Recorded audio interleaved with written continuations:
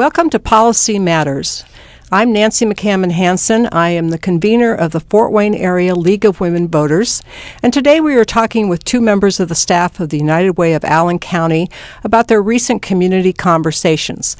I'm going to ask Ruthie and Tiffany to each introduce themselves and tell us what you do at the United Way.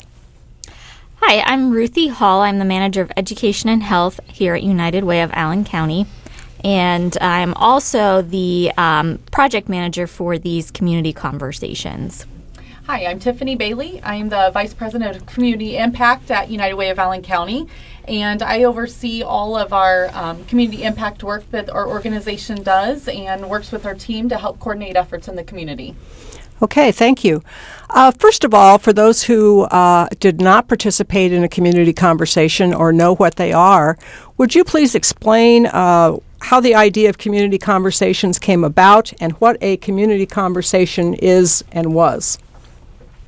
So the community conversations came about through basically the United Way thought that they needed to start looking at the community and kind of what we called turning outward. And so we partnered with the Harwood Institute and to learn their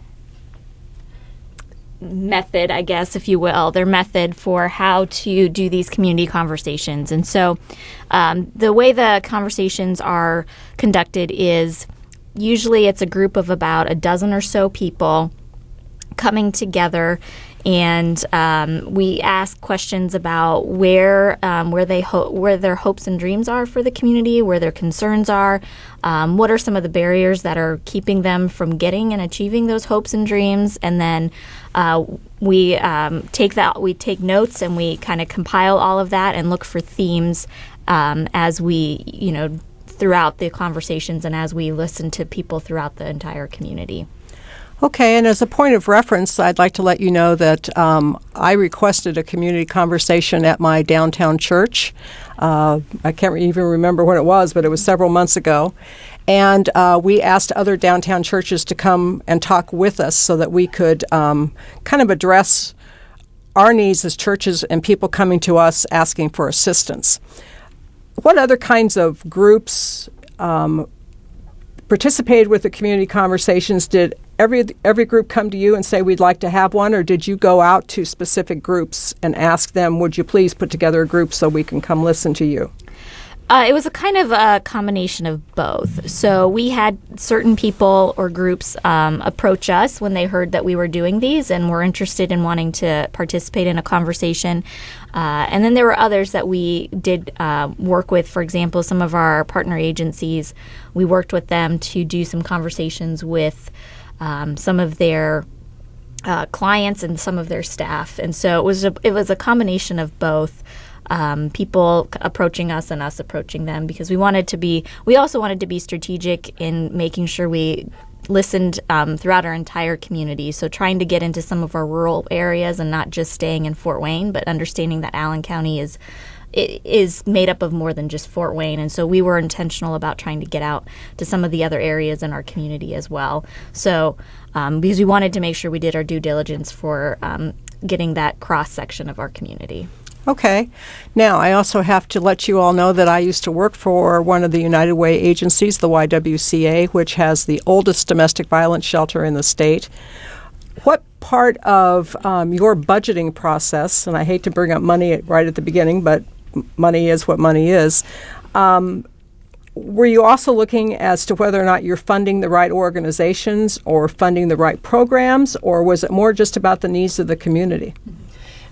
Really, when we started to do this process, it was trying to figure out not are we funding the right organizations, are we really aligning our resources and our efforts in the community with a number of partners to tackle the most critical issues. And so, we have a lot of information that's been shared with us as to what's important with the residents of Allen County, and we're still kind of exploring what makes the most sense for United Way as we start looking at how can we focus our efforts a little more to make a larger impact in the community. But we're still really kind of looking through what are those specific key issues as we move forward in our work.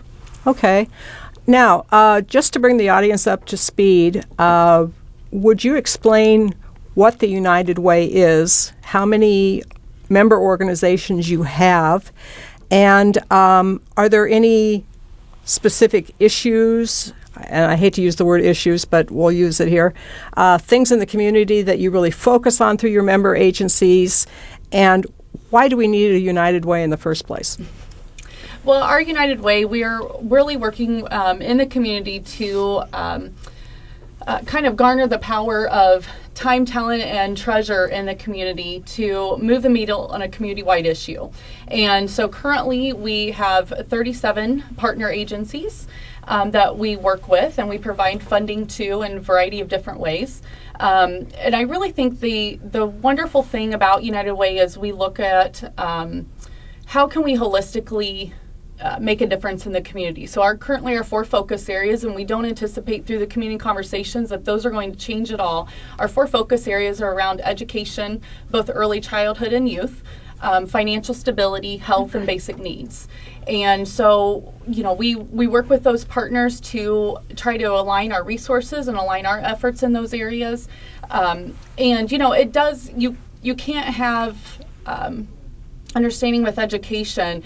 You cannot be strong academically if you're struggling with trying to have, food. And if you're struggling to try to find, make sure you have a roof over your head every night. And you can't be in good physical health if, again, those basic needs aren't being met. So everything really aligns.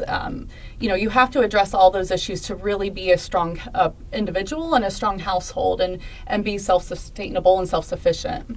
Okay, and the member agencies have to present, a budget to you every year or a proposal as to how much money they would like to have from the United Way and how they're going to use it? It's currently a 3-year funding cycle, okay. And so agencies do provide their applications, a funding application and a request to us as well. They do have to be providing or trying to accomplish outcomes that fit within those 4 focus areas, and we do go over that with them. We provide education and training opportunities with them, and at the same time we also bring our volunteers to the table along with the agencies.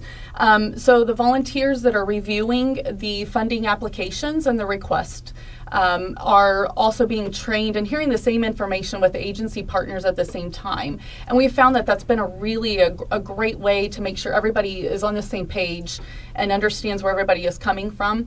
And so those agencies provide those funding applications every 3 years.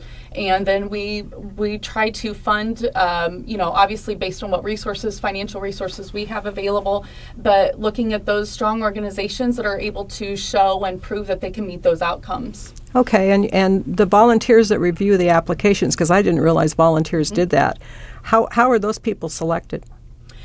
Sometimes they come to us and they're interested in being able to participate and want to get involved in United Way and want to learn more about the organizations that are out in the community. Sometimes that our resource development team is out doing workplace campaign and they're building relationships in the community. They find individuals that have an interest in being able to volunteer and get engaged in our organization and get engaged in the community. And so it's, sometimes they come to us and sometimes we are looking for individuals that have, an awareness of what's, going on in the community, that has a passion for the social services, and, wants to make a difference in the community. And this is a way that they can, come to the table and look at these applications and align the resources that we have. Okay, and the United Way is funded solely by donations, or do you get grant monies and that sort of thing? How? It's a variety. The largest component is workplace campaign, but we do have some grants that fund some of our community initiative work that our partners are involved in. Some of those are corporate grants or corporate gifts as well. So it's a variety. Okay. Moving back to the community conversations, how many community conversations were there? We did over 50 community conversations, I think 52 to be exact, and we talked to over 500 individuals all throughout the community. Okay, and I know in reading through the final report that you did some on buses. Yes, That had to have been really interesting. We registered people to vote on the buses last year. Oh, really? Yes. Yes, that was an interesting experience for the staff that were able to go out and do that. And we did a more condensed version of the conversations. Typically, a conversation will last about an hour to hour and a half. And so obviously when you're riding the bus, we had to kind of modify that. But it was still a great opportunity to get out and listen to people as they're, riding the bus. And so we learned a lot from that. Okay, let's move on to the major issues that came to the forefront with the community conversations. And one of the things that I thought was really interesting was under people being connected within the community, that there needs to be better access to education, which I thought was really interesting when you consider how many institutions of higher learning there are in the Fort Wayne area. Is it because there aren't as many opportunities to attend, like Ivy Tech or IPFW or St. Francis or Indiana Wesleyan? Or Yeah, I think it was that idea of being able to access education. I think part of that was around access for gaining education for the workplace. So maybe additional job skill training, and some of that is maybe they don't either have access or knowledge of how to get into college or get into that there are different financial services available if they need that. I think there is just some of it is a lack of awareness or lack of understanding, and some of it is that there is a definite want and interest for additional, just some of those job skill training opportunities that workplaces are looking for. Okay, so I'm going to show my age here a little bit. When I was in high school, you were either on the college track or you went through vocational education. If you went through vocational education, the assumption was you were never going to go to college, which is not necessarily true, but that was the assumption at the time. So is there now, I know because the Anthony's Career Center has a number of students who are not necessarily college-bound, but who want to learn, say, to be a chef, or I don't know what other kinds of programs they have. Is there a need for more of that in this area? Yes, absolutely.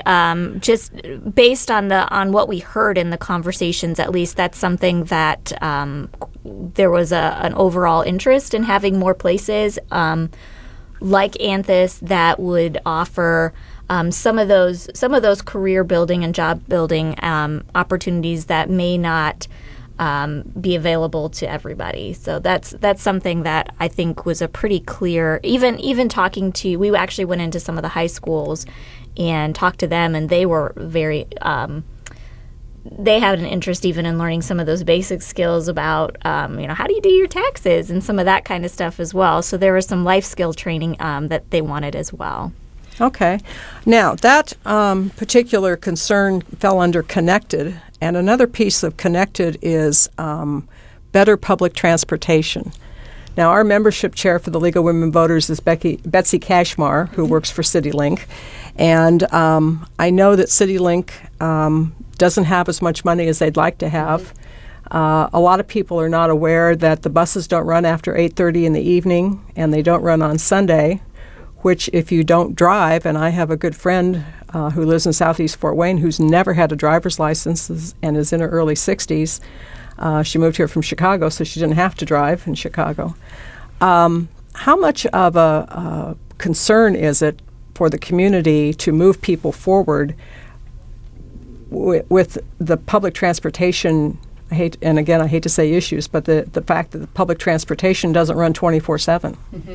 And that's something that we really looked at, and we heard a lot for individuals that are, have opportunities for employment, but they are working in industrial areas. If they're in manufacturing, and those companies are in industrial areas that aren't on the bus route, or accessing second and third shift jobs.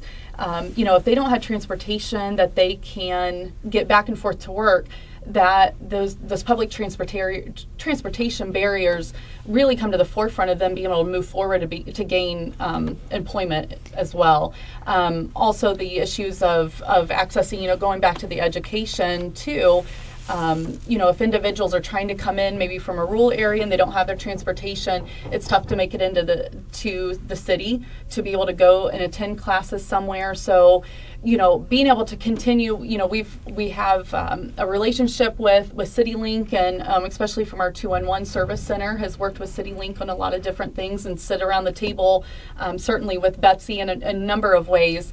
All of our community impact staff has done that. And so being able to continue to support CityLink and being able to advocate on their behalf when funding opportunities may come up for them, that's important to be able to support those organizations that are already in the community doing great work and are trying to take it to the next level, but certainly funding is a challenge for them. Right. That kind of moves into the second concern, a healthy lifestyle. And we were talking about this at our last league meeting about food deserts. And I know I was telling the group that whenever we have moved, because my husband and I have moved quite a bit because of his work, that I always have wanted to live near a grocery store. But as Betsy pointed out, my perception of near a grocery store is a lot different because I drive.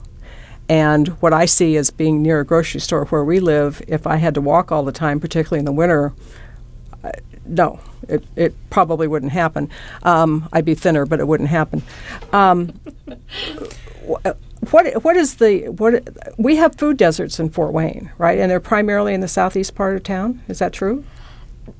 We have 22 food desert tracts that the census qualifies, and while yes, there's quite a few in the southeast side of Fort Wayne, there are places all over Allen County that have pockets, if you will, of food deserts. Even some of the rural areas are considered food deserts because they don't have a grocery store within, I think in rural areas, I think it's within 10 miles. And so they're just as vulnerable as some of the people that are living in some of the other areas of the city. And so yes, while the southeast side does have quite a few food deserts, there are pockets all throughout our community. So one of the things that we were talking about that evening with food deserts is that this is an agricultural state to a certain extent. I moved here from Nebraska. It's an agricultural state. How can there be food deserts in a state where agriculture is a huge industry? Mm-hmm. And I think it's really important to understand that not all, the farming community, what they are producing is not necessarily always for consumption, and so it is going out of and being used into other products, but it's not always, fresh produce. And I really think we have got a lot of community partners and some community organizations that have really started to work together and are really trying to build relationships with the farming community to help encourage them to help be to grow produce and and to be able to provide that and sell that back into the community. I mean, we've seen a lot of efforts in the farm markets in the community that have really grown over the last few years, which is phenomenal. And so I think just being able to see some of that progress, but not all of it that the farming community is producing is necessarily for consumption. Okay, and that makes perfect sense. The area of Nebraska where I come from grows an awful lot of alfalfa, and last I checked, most of us don't eat much alfalfa. Right. Safe neighborhoods is a third common concern, and if you pay attention to the news in Fort Wayne, you know why that is a concern. Was that number one? I know it's number one on the report, but was that number one to most people? Yes, I would say when we ask people what kind of community they want to live in, I think the first answer almost every time is a safe community. And that's, that kind of, everyone understands that. Everybody wants to live somewhere safe. And so now, granted, what safe looks like to me may be different than what it looks like to another person or to you or to, so that idea of a safe neighborhood, could take on a different definition, but it definitely was at the heart of what people wanted for their community. So, okay. And the fourth one was belonging. Now, I find the fact that this is such a diverse city very interesting. But is that also a concern to people, that the diversity that you find here in Fort Wayne, and it's hard for different groups to get together? Yeah, I think so. I mean, we heard that. I feel like we heard that across a lot of the demographics, that it wasn't necessarily from an ethnic standpoint all the time. It was just sometimes they wanted to see themselves and be able to connect with somebody. It goes back to that connectedness.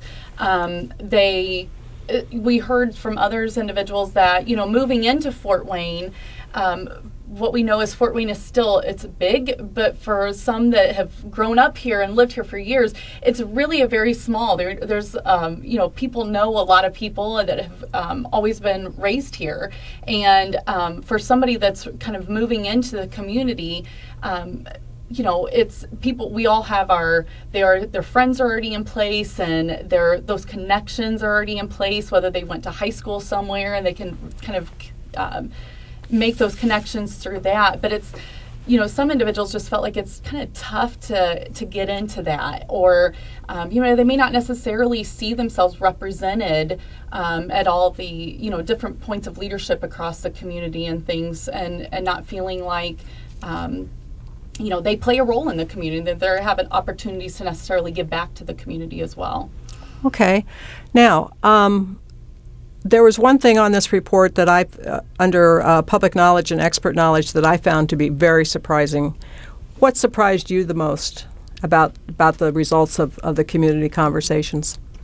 I think one of the things that we have kept talking about internally within our organization and our team is that so many of these issues kept continuing to come up, and they came up across all ages, all demographics, all backgrounds. But when you see those 4 issues that we've just kind of went over, they were really consistent across that wide variety. I mean, you think that it would be the issues and what's important to somebody, it would be so different depending on where they came from or their age or their background.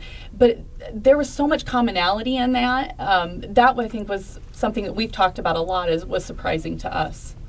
Ruthie, what about you?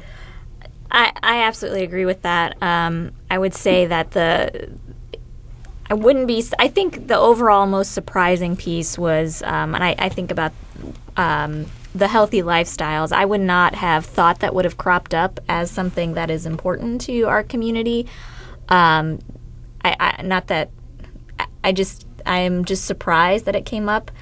Granted, it looked different again depending on the group, but I'm happy that it did, and I'm encouraged that it did, and I'm excited to see where that leads. So, but I would say that idea of a healthy lifestyle was really interesting and something I don't think I expected to see. The thing that surprised me the most was the level of poverty in this community. And I'm going to give some quotes here from the report.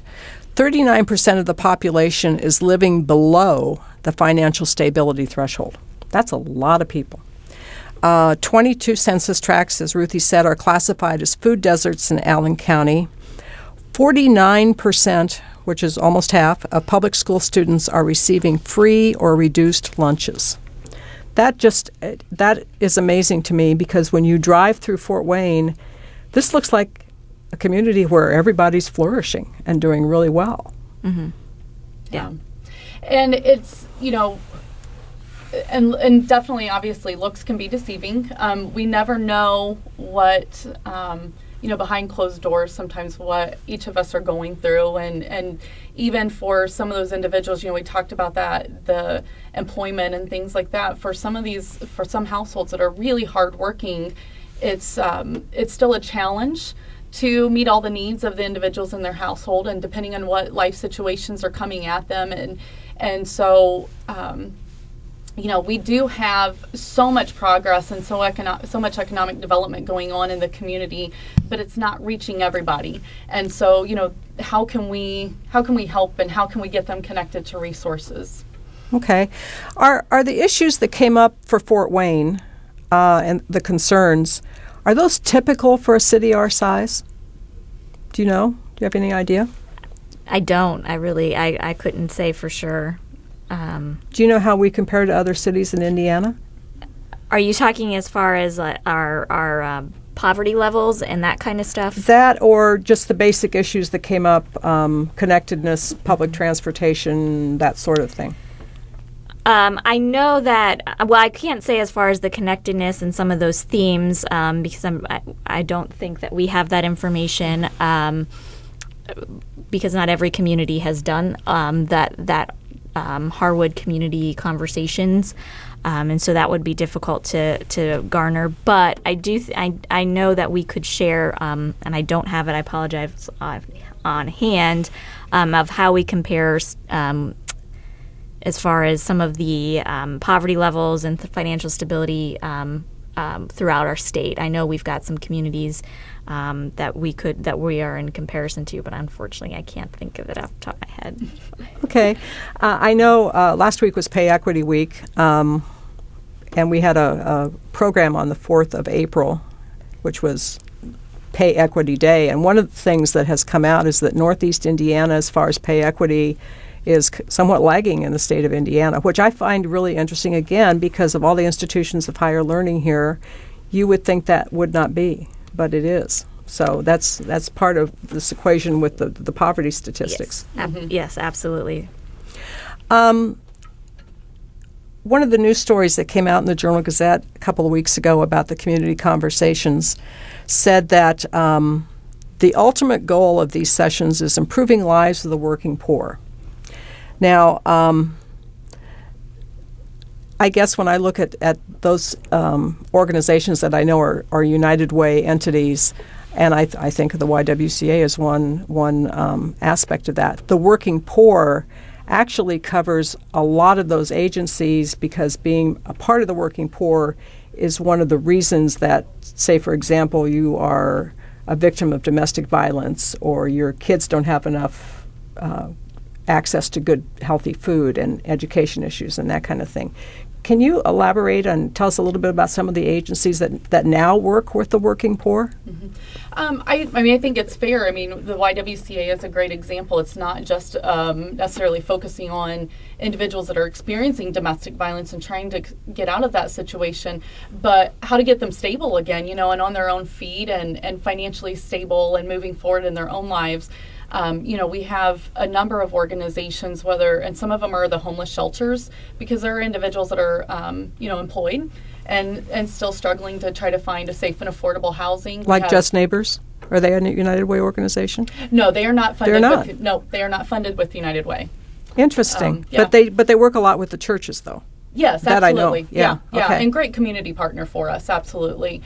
Bright Point, Lutheran Social Services, all have are working on budgeting and financial education and case management and employment.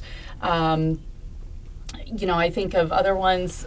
Catholic Charities is also doing similar work as well as far as financial education.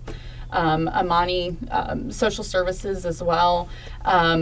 You look at like the Literacy Alliance that is trying to get that connection and help individuals that need those literacy efforts and to build their skills so they are more comfortable going into maybe vocational or college eventually. So there's a number of organizations that are working. I think what we're trying to as we go down this path is what are some very specific key issues that we can actually tangibly start making some progress in the community and make a difference for the working families. Okay. Now, along with that, there is the ALICE project. Could you tell us all a little bit about the ALICE project? Well, the ALICE is really kind of the data point of where we have kind of moved forward with. So it's something that United Way Worldwide has partnered with Rutgers University. This is the second report that has been issued. We participated in both of those reports. And so we have two different reports, or we have one that was produced in 2014, and then this one was released just last summer in 2016. And so that was something that we, when we looked at the issues that were coming forth out of the community conversations, and we heard concerns about the barriers and issues that working families are challenged with. And, when we kind of coupled that with the data that we showed, there was like 25% growth in households that are under, not meeting that financial stability threshold. That's a concern. And so, that was something that we really looked at. The data is telling us this is a growing population. The concerns coming from the community itself is telling us this is something that we need to be more cognizant of and aware of, and we need to kind of maybe possibly look at more focusing in on.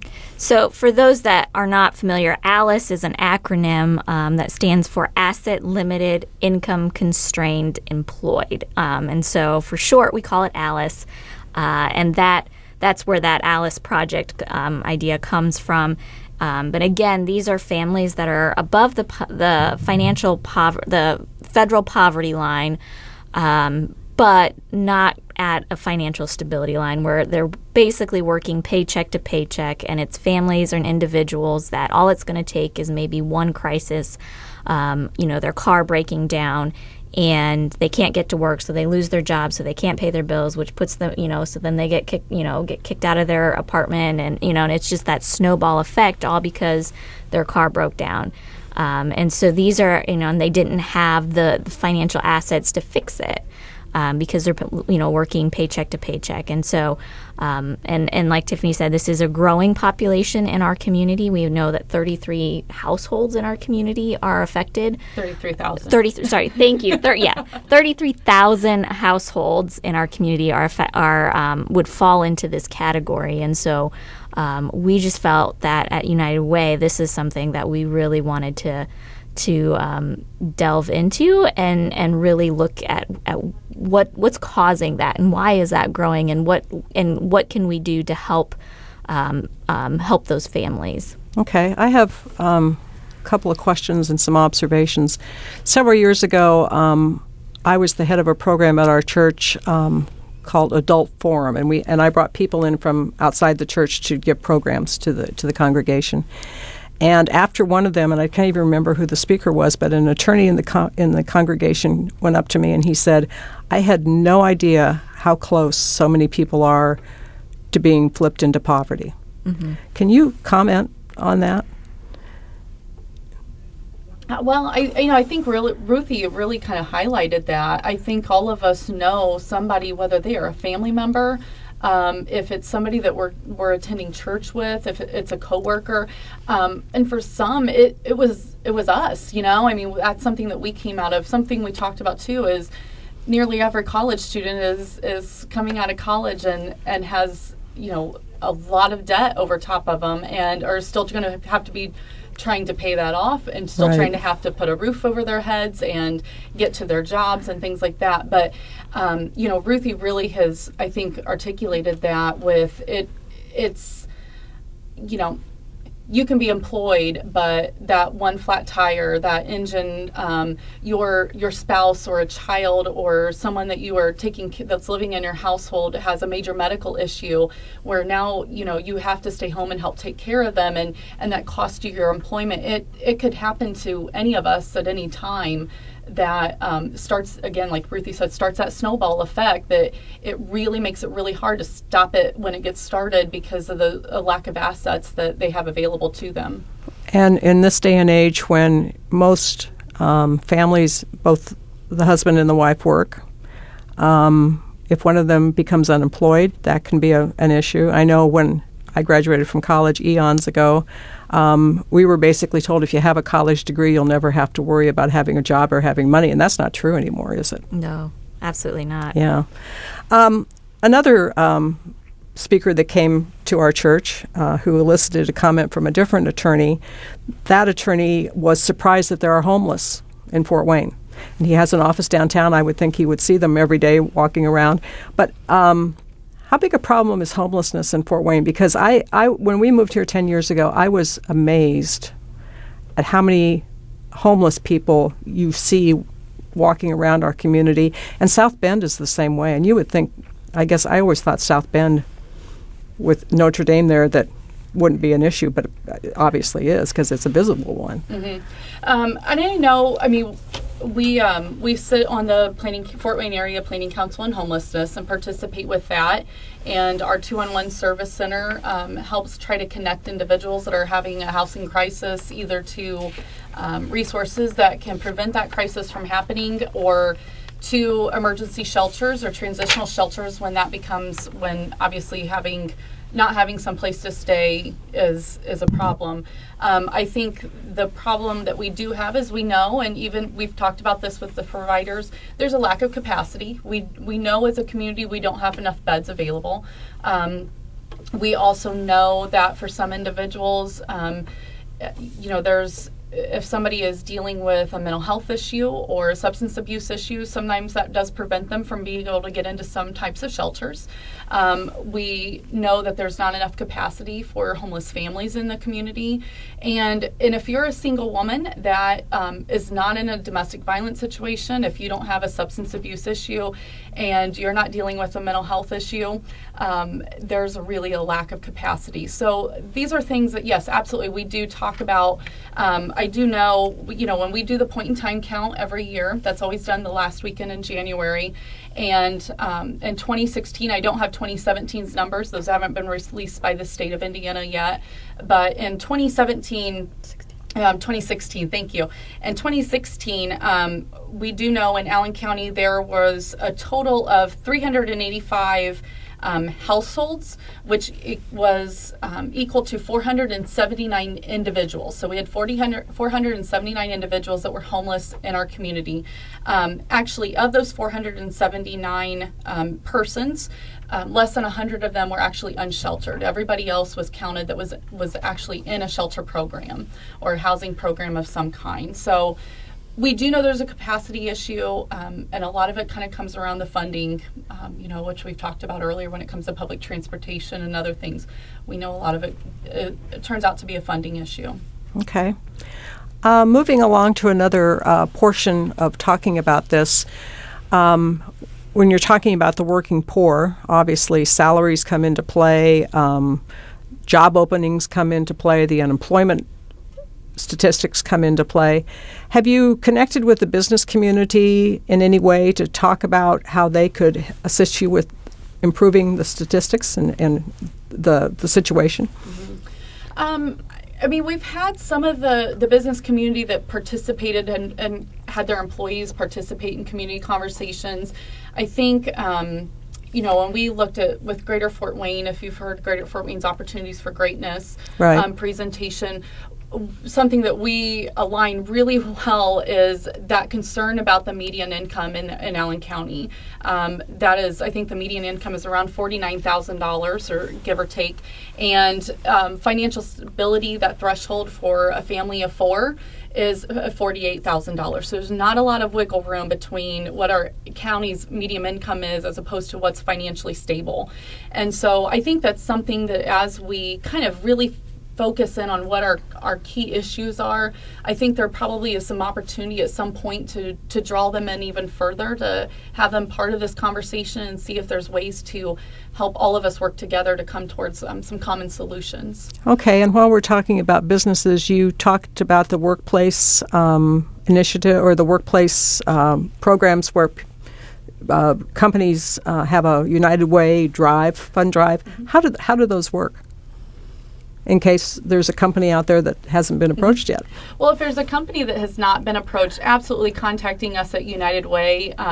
We have a great resource development team that would love to be able to come out and have conversations and really talk to the company and the employees, hear what, I think the great thing we found with community conversations is being able to find out from employees and from business leaders what's important to them as well as they see the strength of the community.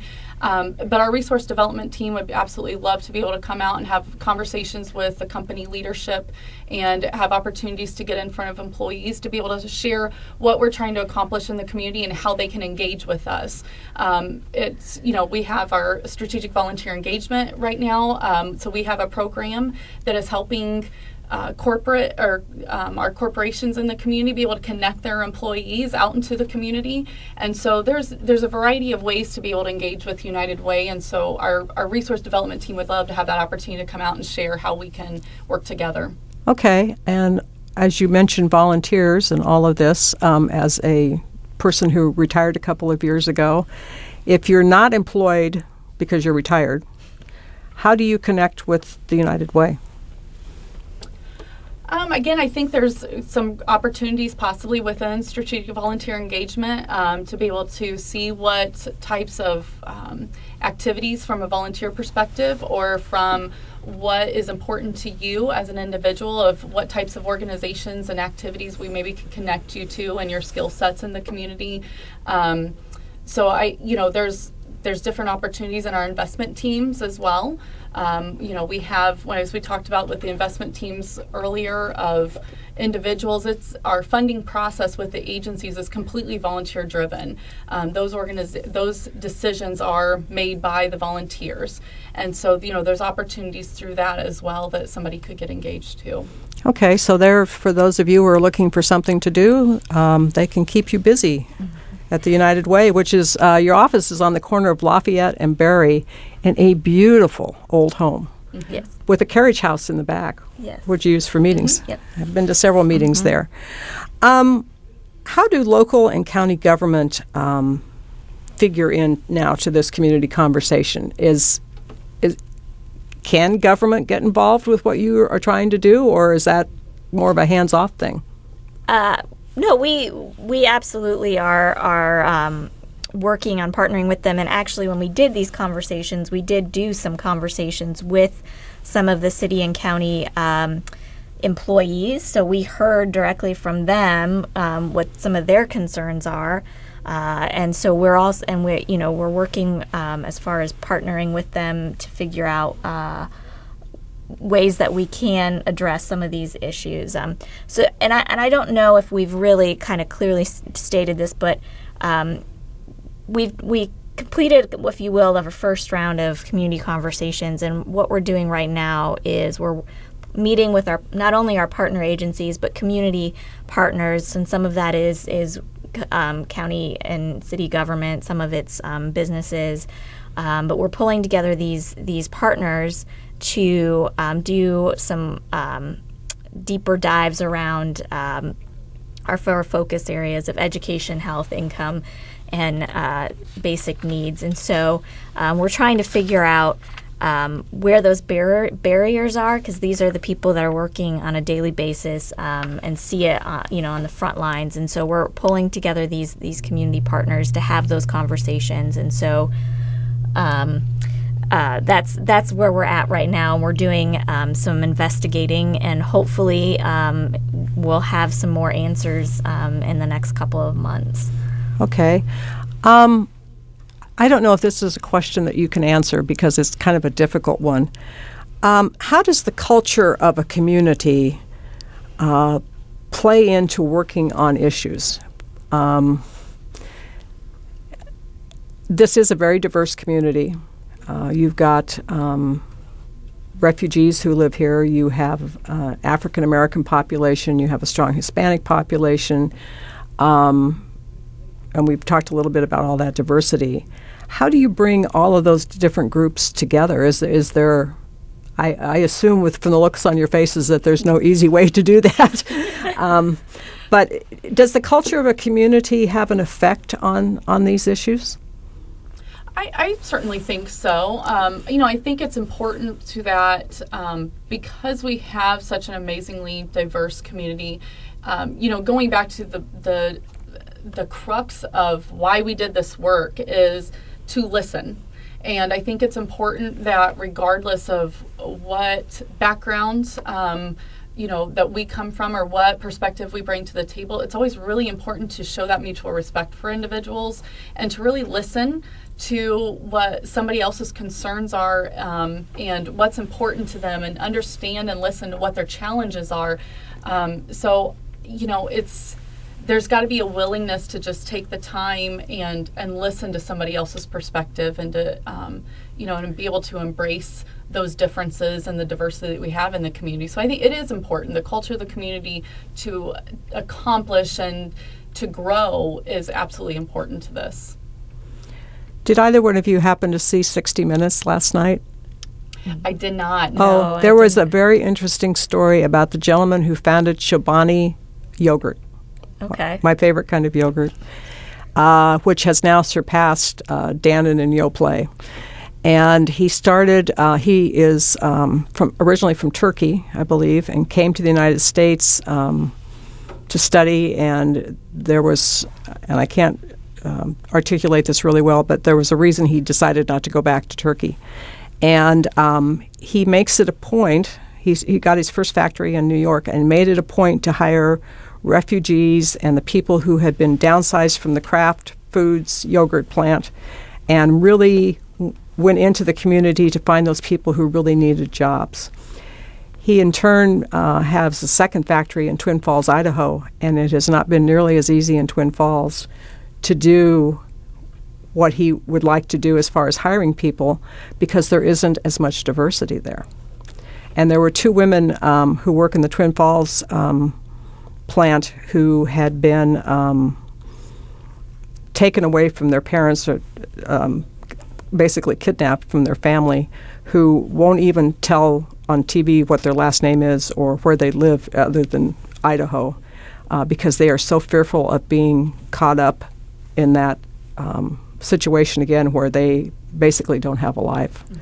And it was really interesting in that he really understood that and sees that as part of his reason for being in business, is to help perpetuate people moving ahead. Mm-hmm. So I thought that was interesting and kind of played into all of this, which leads me to a question for both of you. What can the average person do to assist in the effort to make Fort Wayne a better place? I think it starts very simply with, it's interesting when we were out listening to the community, something that came up time and time again was this idea of wanting to get to know your neighbor. And go in that idea of, I wish it was like the old days where everybody knew everybody and, you knew your neighbors. And now people go to work, come home, close the garage door, and never, say hi to their neighbors. And there are communities throughout our area that are very tight-knit, but there's a lot of places that people don't feel connected. Going back to that connectedness, they just want to feel connected to each other. And so I think it's just on a very simple level, getting out and if you don't know your neighbors, getting out and making an intentional decision to get to know your neighbors, and then if you and working from there.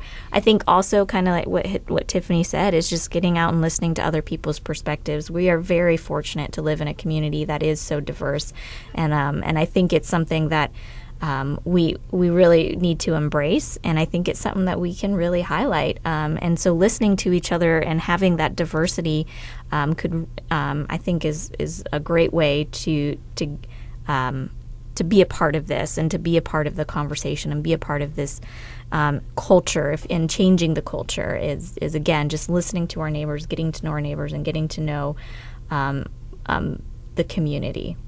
Mm-hmm. And I think too, Ruthie gave an excellent answer, and we heard that a lot.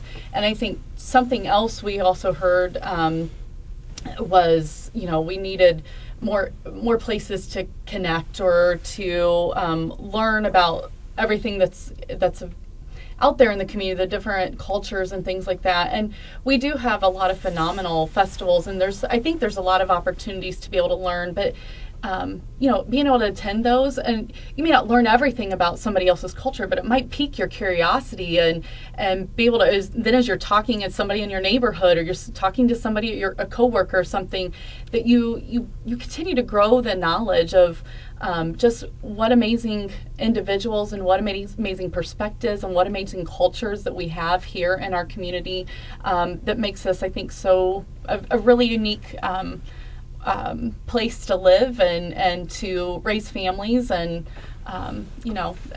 just to continue being a part of what we have here in Fort Wayne, make a difference in it. Okay. We have a little bit of time left. Is there anything else that the United Way is working on at this point that you'd like to highlight?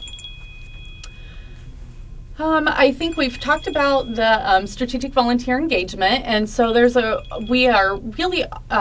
we've launched a website, and so there is a volunteer software website that individuals can go to. You can access that from United Way of Allen County's website, but if you're interested in volunteering in the community, you can actually go to that. You can create a profile. It's pretty easy. It's pretty much kind of set up as like social media. If somebody's on Facebook, it's really user friendly, and so somebody can go to United Way's Get Connected website and be able to register as a volunteer and to see what types of volunteer opportunities are available in the community.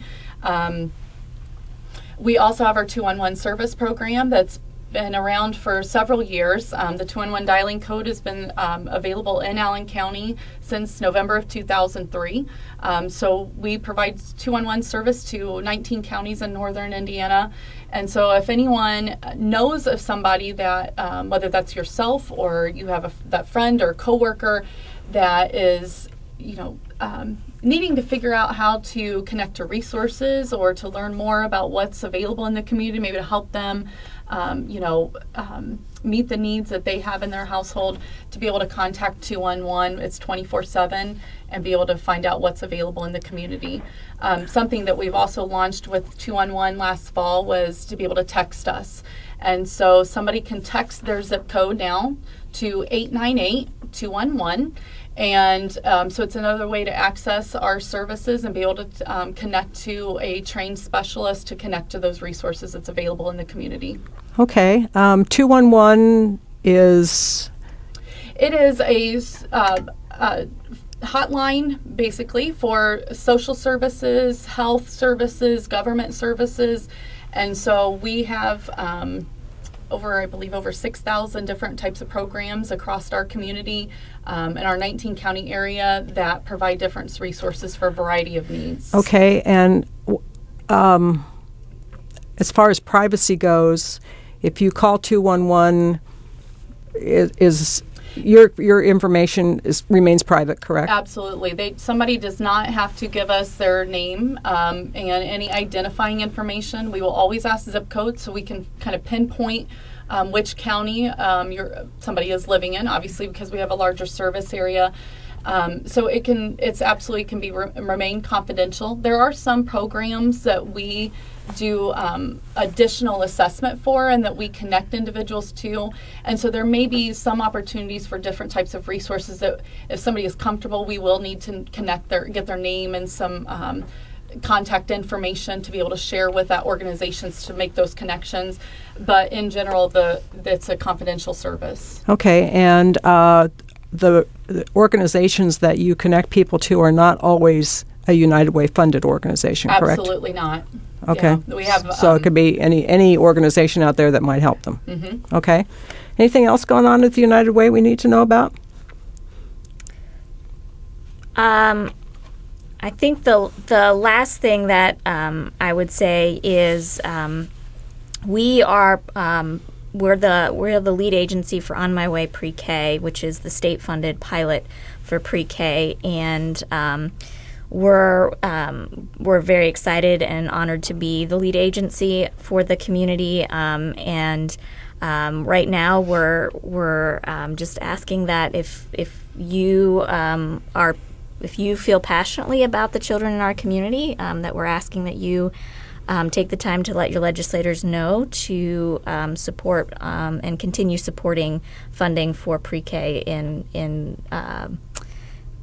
in the state of Indiana. And so that's kind of a big push that we're a part of right now. And so I would say, again, if you're interested and have a passion for the children in our community, I would highly encourage you to do that.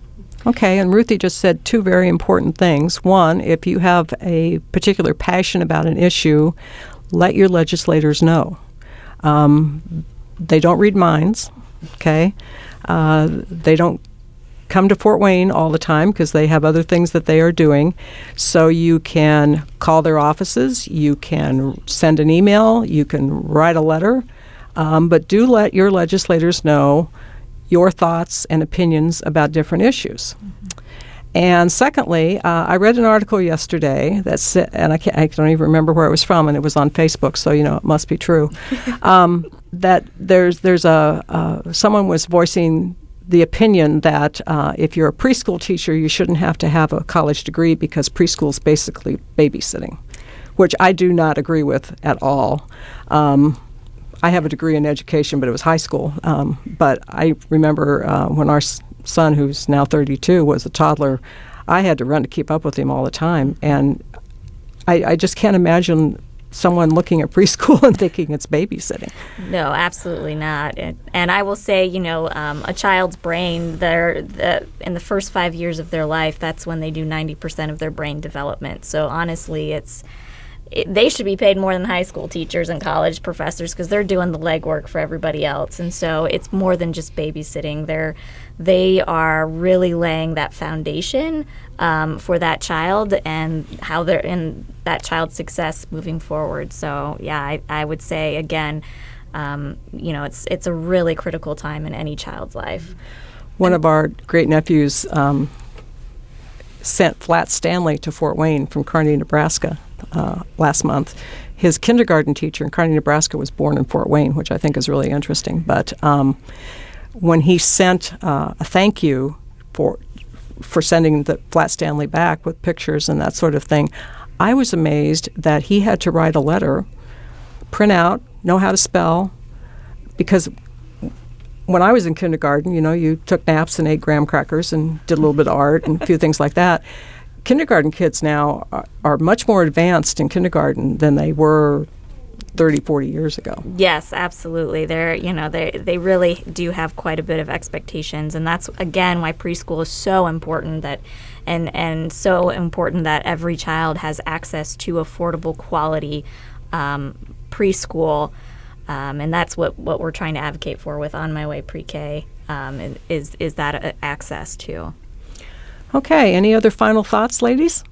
I would say if somebody is really wanting to see the things the specific stances that we are specifically asking the area legislators for our pre-K expansion, and if you're not exactly sure what to say or need some help of kind of crafting what that email or that phone call is to your legislator, you can go to our website, our United Way of Allen County website, and you can see what our three kind of core issues around pre-K expansion we're asking the legislators to support.